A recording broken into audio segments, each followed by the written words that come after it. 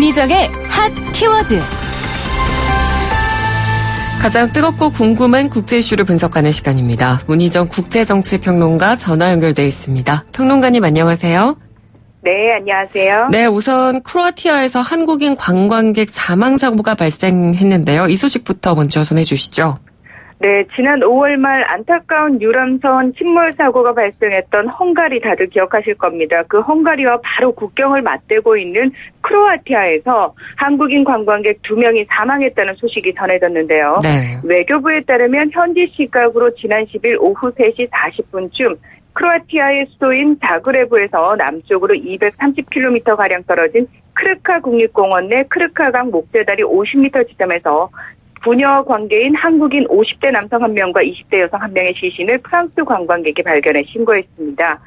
주 크로아티아 대사관은 현지 경찰을 통해서 사망자 국적을 확인한 뒤 당국에 신속한 조사를 요청하고 해당 사실을 가족에게 통보했다고 하는데요. 네. 한편 현지 경찰에 따르면 이 한국인 부녀의 사망 원인을 파악하기 위해서 12일 부검을 실시했고요. 또 경찰은 물에 빠진 딸을 구하기 위해서 부친이 물속에 뛰어들었다가 두 사람 모두 사고를 당한 것으로 추정하고 있다고 밝혔습니다. 네, 정말 안타까운 사건인데 이 사건이 발생한 크로아티아 크르카 국립공원이 어떤 곳입니까? 지난해에만 40만 명이 넘는 한국인 관광객이 찾을 정도로 인기를 끌고 있는 크로아티아에서 남동부에 위치한 크르카 국립공원은 하루 13,000명이 방문하는 관광 명소라고 하는데요. 마이크로소프트의 창업자인 빌 게이츠가 포브스지와의 인터뷰에서 여름 휴가지로 이곳을 추천해서 유명세를 탔다고 합니다. 네. 특히 이번 사고가 발생한 지점은 거대한 폭포 아래에서 수영을 즐길 수 있어서 관광객들에게 큰 인기라고 하는데요. 하지만 물살이 세고 바닥이 고르지 못해 수심이 갑자기 깊어지고 수온이 급격히 낮아지는 등 위험성도 커서 지난 8년간 8명이 물에 빠져 숨진 곳입니다. 네. 한편 크로아티아 여행객이 급증하면서 우리나라 경찰청은 한국 경찰 6명을 7, 8월 2달 동안 현지 파견해서 순찰과 영사 업무를 돕고 있는데요. 이 한국 대사관은 인근 스플리트 지역에 파견돼 근무 중인 한국 경찰청 소속의 경찰관을 시베니크 종합병원에 파견해서 사건 경위를 파악한 것으로 전해졌습니다. 네. 자세한 추가 소식이 나오면 또 저희가 이 시간을 통해서 전해드리도록 하고요. 다음 주제로 넘어가겠습니다. 중남미 과테말라에서 대통령 선거가 있었죠? 네, 그렇습니다. 현지 시각으로 11일 치러진 과테말라 대통령 결선 투표에서 보수 성향의 알레한드로 히아마테이 후보가 약 58%를 득표해 중도 좌파 후보인 산드라 토레스를 이기고 대통령에 당선됐는데요. 이번 결선 투표는 비인기 대결이라고 불릴 정도로 유권자의 관심을 끌지 못했고 투표율도 42%에 그쳤습니다. 이 4번의 대권 도전만에 성공한 히아마테이 당선인은 우리가 승리했다. 12년 투쟁의 결과였다. 내 나라에 봉사하기 위해 12년을 기다렸다고 당선 소감을 밝혔는데요.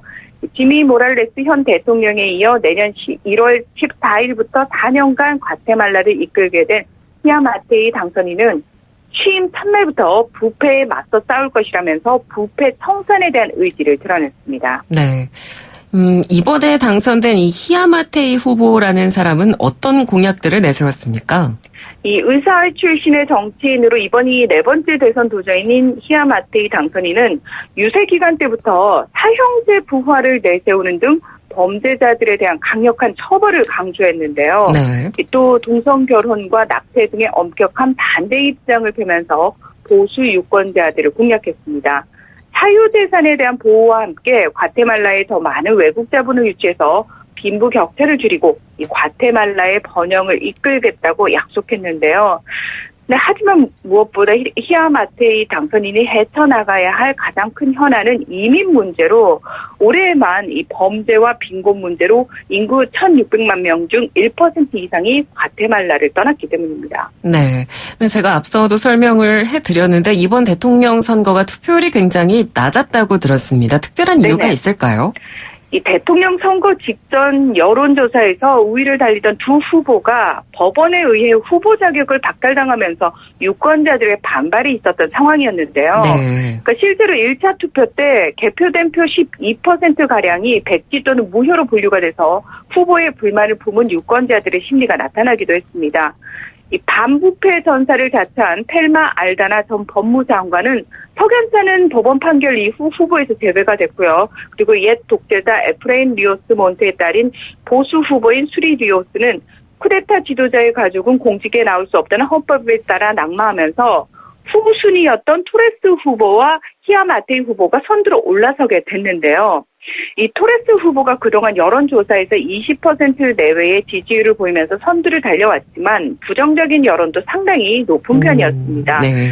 지난 6월 16일 1차 투표에서 총 19명의 후보가 출마를 했고요. 토레스 후보가 24%를 얻어서 15%를 얻은 히아마테이 후보를 이겼지만 이번 결선 투표에서 뒤집힌 건데요. 그 어느 후보도 과반의 지지를 얻지 못해서 결선 투표까지 가게 됐고, 이 결선 투표에서는 중도 우파들의 결집으로 보수 성향의 히아마테이 후보가 당선됐다는 분석이 우세합니다. 네. 그러니까 어느 후보도 과반의 지지를 얻지 못했다는 건 그만큼 1차 투표 때부터 좀 맥이 빠졌던 상황이었던 거라고 볼 수 있을 것 같은데. 네네. 토레스 후보에 대한 부정적인 여론의 이유는 뭘까요? 이 토레스 후보가 가진 상당히 독특한 이력 때문인데요. 네. 이 사람은 2008년부터 2012년까지 과테말라의 대통령을 역임한 알바로 콜롬 전 대통령의 부인입니다. 하지만 이 앞서 말씀드린 것처럼 대통령을 지냈거나 또는 독재자를 지낸 사람의 가장 가까운 친인척은 대통령에 출마할 수 없다라는 규정 때문에 이걸 피하기 위해서 나는 내 남편과 이혼하지만 국민과 결혼할 것이라면서 2011년 대선을 앞두고 남편과 이혼을 한 인물입니다. 네. 하지만 이 2011년 대선 도전은 헌법재판소 판결로 후보 자격이 박탈되면서 좌절이 됐고요. 그리고 그 다음 대선인 2015년 결선 투표에서 지미 모랄레스 현 대통령에게 패배를 했는데요. 문제는 전 남편이었던 알바로 콜롬 전 대통령이 자신의 비리를 파헤치던 변호사를 살해했다는 의혹으로 사임 무기까지 간 상태에서 향후 법적 책임을 피하기 위해서 차기 대선 후보로 부인을 내세우는 꼼수를 썼다는 비판이 크게 일었던 논란의 인물이기 때문입니다. 네. 이 30여 년의 군사 독재 정권을 겪은 과테말라는 아직 사회 시스템이 전반적으로 안정적이지 못하고 부정부패가 만연한데요. 그중에서도 정치권의 부정부패가 가장 심각한 편으로 전직 대통령 4명 중 3명이 퇴임 후 부패 혐의로 체포가 됐고요. 또 70%가 넘는 압도적인 지지율로 당선됐던 모랄레스 현 대통령 역시 각종 비리 혐의에 연루돼 있는 것으로 드러난 상태입니다. 네. 지금 과테말라의 어떤 현재 정치라든지 그런 사회적 상황 어떻습니까? 지난해 미국으로 향하는 중남미의 거대한 이민자 행렬인 캐러밴이 국제적 이슈로 떠올랐던 거 다들 기억하실 텐데요. 네. 물론 지금까지도 계속해서 캐러밴이 주목을 받고 있죠. 근데 그 캐러밴을 구성하는 대표적인 나라 중 하나가 과테말라입니다. 아, 네. 네, 인구 1,600만 명의 그 1인당 국민소득이 $4,000 정도인 빈국이고요. 1996년까지 끊임없는 군부 쿠데타와 독재, 또 이에 반대하는 게릴라들과의 내전이 이어졌는데요. 이렇게 정치적인 혼란이 거듭되는 동안 코카인과 헤로인, 마약 조직이 사회 전체를 장악해 치안이 불안해지고 시민들은 범죄에 그대로 노출돼 있는 데다가 빈곤율이 60%에 달하는 경제 상황과 정치권에 만연한 부정부패 등으로 좀처럼 안정되지 못하는 상태입니다. 네, 방금 그 말씀하신 이민자 문제 때문에 최근에 미국과 안전한 제3국 협정을 체결했다는 보도도 나온 적이 있었거든요. 네네. 네, 어떤 내용인가요? 이 과테말라는 중남미 이민자들이 미국으로 가기 위해 반드시 거쳐야 하는 위치에 있는데요.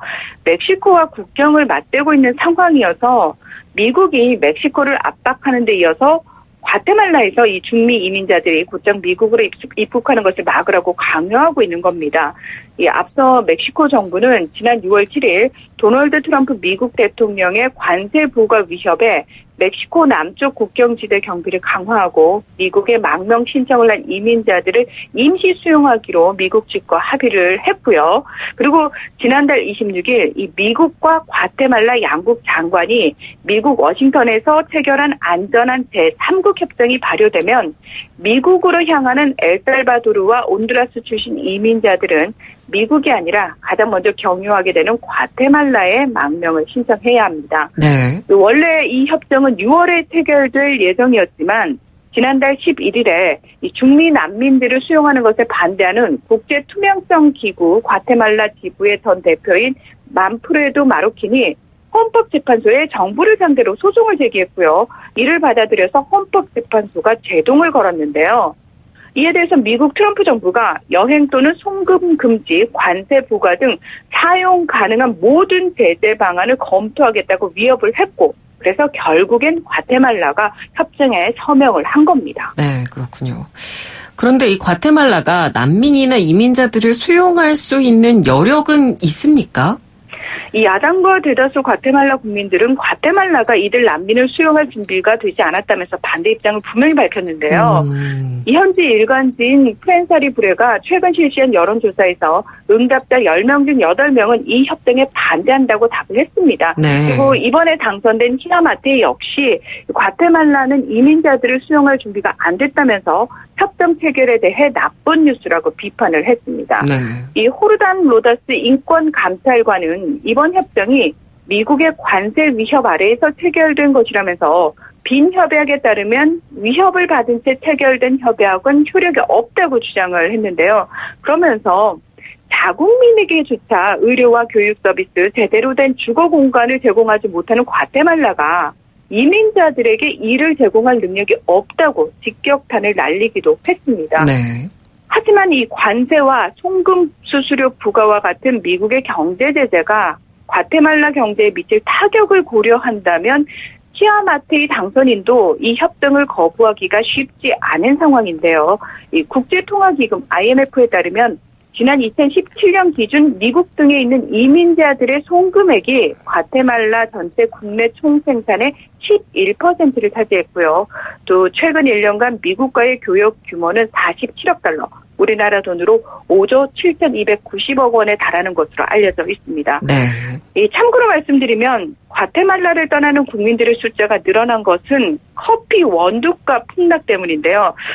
과테말라 안티구아라든지 과테말라 SHB 같은 커피 원두, 커피 좋아하시는 분들 다 이 커피를 아실 텐데 네. 2011년 1파운드당 2.7달러이던 국제 시세가 올해엔 90센트 밑으로 떨어졌고요.